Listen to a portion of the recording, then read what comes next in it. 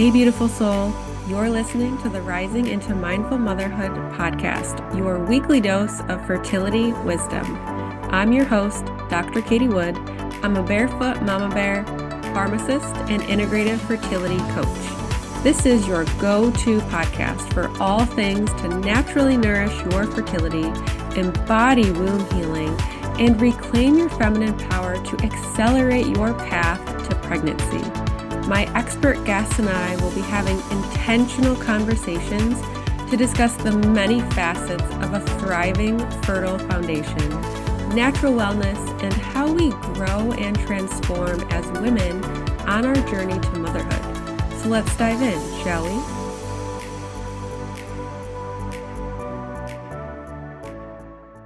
Hello and welcome to Rising into Mindful Motherhood. I'm so excited to have you here tuning into this episode. Now, for this episode, what I want to highlight is one of my client wins and how they went from having 0 viable sperm to being pregnant in 1 year. Now, they learned that they were pregnant, I believe, last June. She just had their beautiful, healthy baby girl the other day. All is well. The pregnancy was sustainable. The birth was short, sweet, and amazing. And I really just want to kind of reflect on their journey and a lot of the different ups and downs that they experienced, but also how working with a coach really made all the difference for them on their journey, because I can tell you that Western medicine was not on their side for their fertility journey. So I'll try to really just get to it.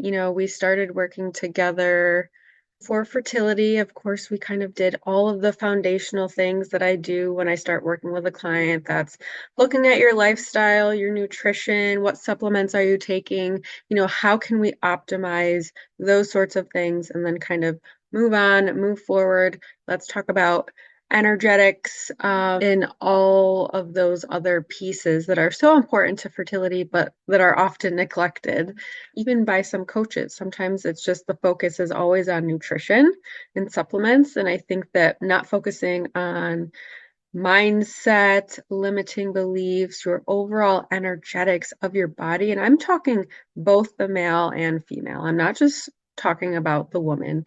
I think it's extremely important for both to be on board. And something that I have experienced in the past is a lot of times the male partner can be very reluctant or hesitant to change things, to take supplements, get labs done, do a semen analysis, all of the above.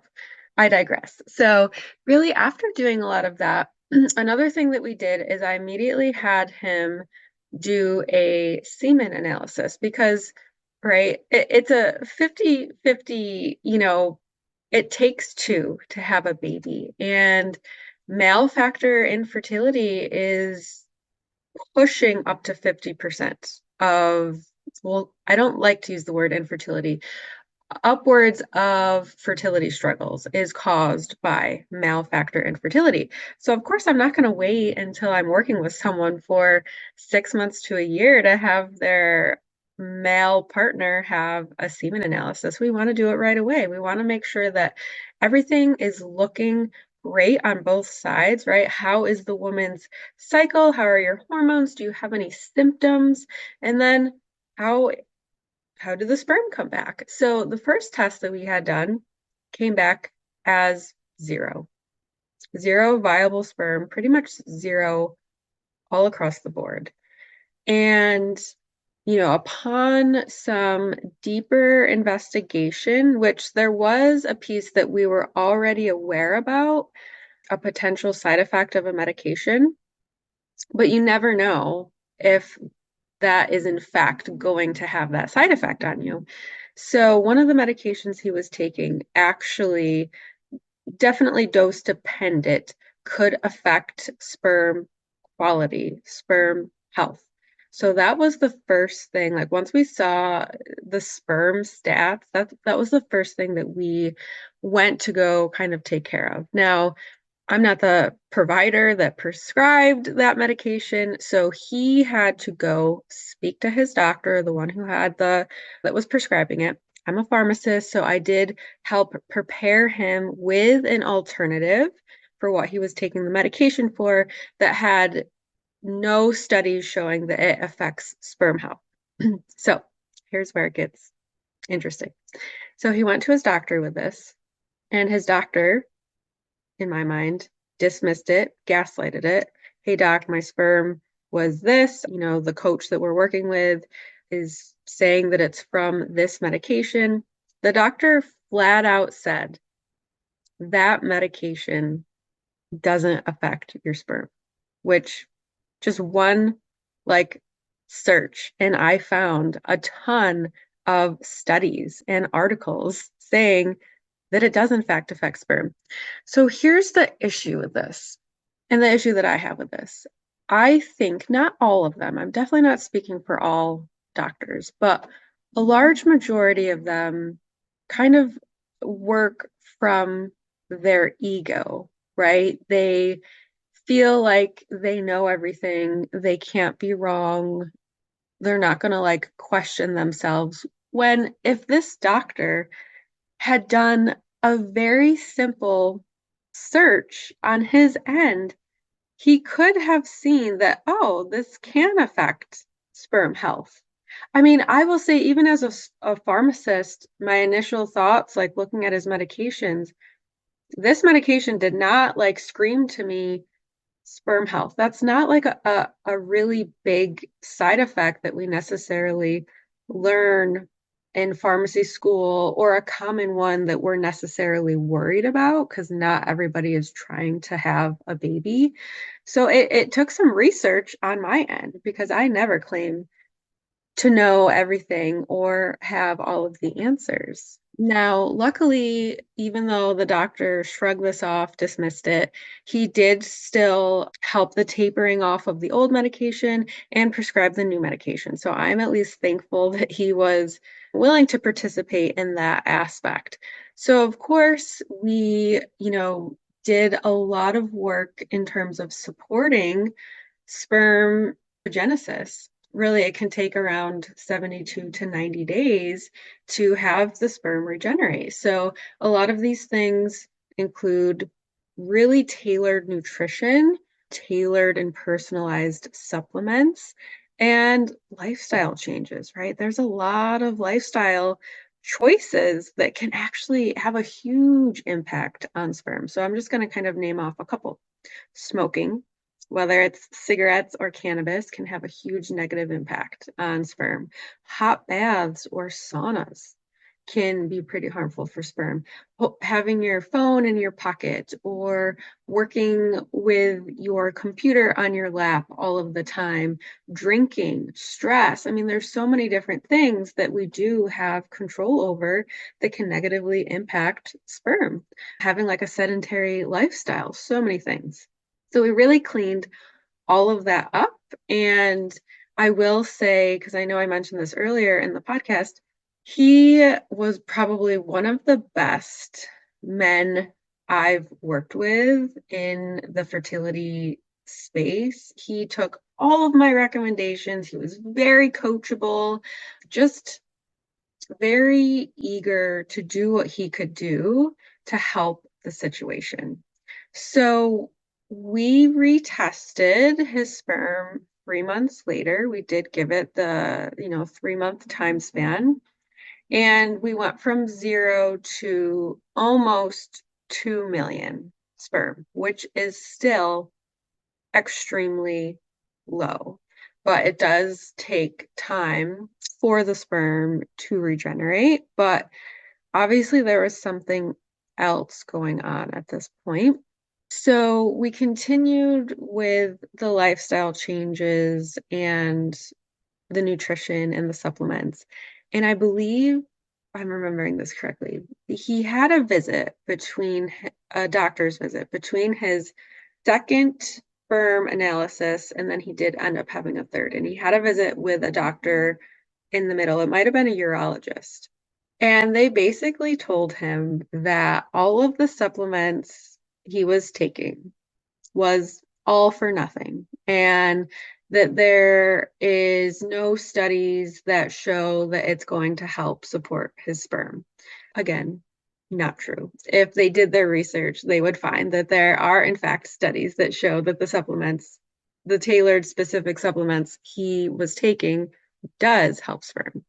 So I'm going to fast forward a little bit. So between his second retest and then his third, he jumped from 2 million sperm to about 6 point something like that. So obviously something was working, but something was still going on. So he did finally have an appointment with the doctor, and they found that he had a variocele, which is basically an enlarged vein in the scrotum, and it can produce a lot of heat within the scrotum area. So that's going to negatively affect sperm health, sperm quality, all of the things. So these are the choices that they basically gave them. We can do some genetic testing to make sure that that's not a factor, and or you're going to have to move forward with IVF. So then, of course, they come back to me, and I'm like, well, what about a variocelectomy? It's a pretty non-invasive, like you're in and out in the same day. You get to go back home after this minor surgery.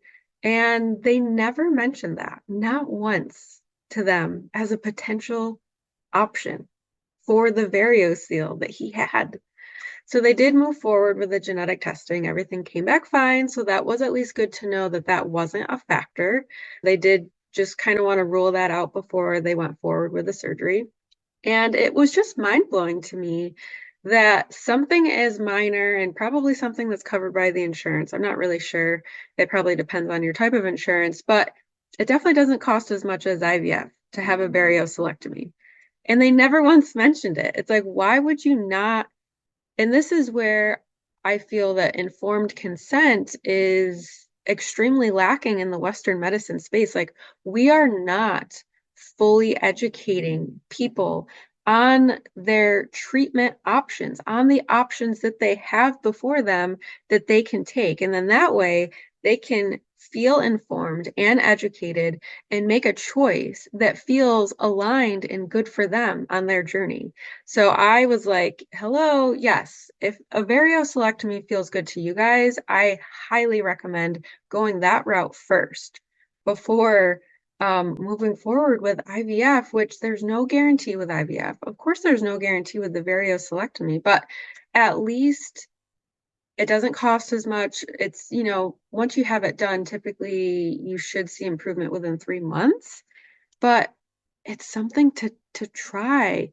And, they were mid 30s.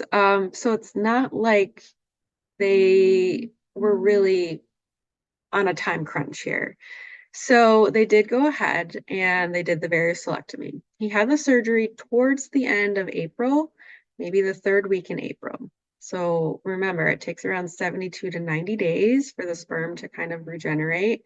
And so we would expect, in the least, for 3 months to go by before anything would happen. And I had full expectations that he would have another semen analysis and we would kind of see, where it went, what happened. In about 2 months' time, because it was in June, I can't remember the exact date in June, but in about 2 months, she had her first pregnancy test.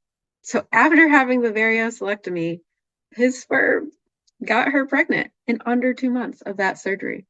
And to some of you who are listening, it might be, maybe you're thinking like, oh, cool, like that's awesome, or not a big deal. But in my mind, like if you really sit down and look at the big picture, one, if I wasn't helping them and they didn't know about that medication that was basically depleting all of his sperm, his doctor wasn't there to guide him through that. He didn't even believe that that medication had those effects on his sperm.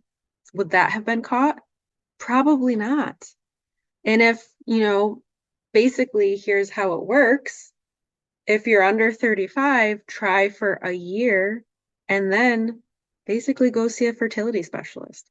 So if they had tried for a year, and I'm just talking about this medication, this like step one, and then they tested his sperm, they, depending on how it came back, they maybe would have gone as far as saying, like, you need to adopt or you need donor sperm, or who knows? Like maybe they would have recommended IVF. Maybe they would have tried to put him on a med to kind of like induce sperm being made. But it's so hard. Obviously, we can't say what would have happened, but it's like, okay, step one, like who knows what would have even happened if we didn't jump that medication hurdle. Step two, like being told that, oh, all the things that you're doing, nutrition and supplements, are for naught. Like, who is that supporting? What help is that? That's nothing. No help. No help at all. And then not telling someone that they have, I mean, I would say a much less invasive thing, because when you're doing IVF, you're doing all of the woman is doing all of these hormones and getting poked and prodded and all of these tests and a lot of money. And depending on where you live, maybe you have to drive. I've heard of women and couples driving hours to their fertility clinics. And if you're working, you have to completely adjust your work. Like it's insane. So not even mentioning the varioselectomy. So in my mind, it's like if we weren't working together and I wasn't there to support them and help guide them and inform them, what would have happened? You know, how many IVF cycles would they have to endure before A, the possibility of getting pregnant, or B, giving up because it's expensive, it's emotionally, physically, spiritually, mentally draining. And I'm not even talking about this to like pat myself on the shoulder. You know, there are a ton of health coaches and fertility coaches and beautiful guides and practitioners and so many amazing people that are ready to walk this path with you. It's, I think what I'm trying to really share here, the importance is having someone on your side, whether that's me or somebody else that you feel aligned with and resonate with. Someone who is educated, has walked this path, and is going to inform you and help you advocate for your health so you can help achieve the dream that you're wanting to become a parent. And I just find this journey so inspiring and eye-opening in so many ways. So inspiring because just watching them grow as a couple, supporting each other, you know, doing their part so they can achieve their dream of having a child. And eye-opening because it's like, wow. I mean, I experienced it when we were struggling to get pregnant. I was given zero support, zero information, knowledge, nothing. So every time one of my clients has a similar experience, it's just like, wow, this is it, right? That this is what we have to offer people in their most intimate phase and experience of their life, trying to create life. And we're just like pushing them down a river without an oar and without a map. Like, good luck. See you later. Come see me in a year if you're under 35, or come see me in 6 months if you're over 35. And then I'm just going to explain to you all the different fertility treatments you can try and go through, but there's no guarantee. So I hope that this is inspiring to some, especially anyone who maybe is having male factor infertility being a part of your journey. I really just want you to know that I feel like 9 times out of 10, there is typically going to be different paths that you could take. You have other options than what is being presented to you. I think you just really have to be open to be able to receive that. Maybe you've never considered working with a coach. Maybe you don't even know that that's an option available to you. But there are a lot of people in this world who are ready to be your guide, be your support system, be someone for you to lean on, especially when you find yourself in those moments where your doctor is like, oh yeah, all of those nutritional lifestyle supplement changes that you've been doing for the last 6 months, it doesn't even matter. And you leave the office feeling hopeless, lost, disheartened, in tears, when that's in fact not the truth. We all deserve to have someone have our freaking backs and to help us feel strong and confident in showing up for ourselves to advocate for our health, because we deserve that. Every single person on this planet deserves that. If you are experiencing male factor infertility on your journey, please feel free to reach out. If you're interested in what it could look like to work together, just send me a DM. You can send me an email if you're not on social media. All of the links are in the show notes. I am here to chat with you, to give you words of encouragement, to point you in the right direction, the best direction, whether that's working with me or not. I just want you to know I am here to hold you and to hold space for you. And I love you all. Thank you so much for listening. And I'll see you on the next episode. Thank you so much for tuning in to the Rising into Mindful Motherhood podcast. If this episode resonated with you or gave you an aha moment, stop what you're doing right now and write a review. This simple act of kindness helps me get this podcast out to connect with as many women as I possibly can. I also have a special offer. If you send me a screenshot of your review, I will take $250 off one of my premium coaching containers. Let me know what resonated with you the most and why. So connect with me in my free Facebook community or tag me on Instagram. You'll find both listed below. Thanks again from the bottom of my heart for tuning in to this episode, and I'll see you next time.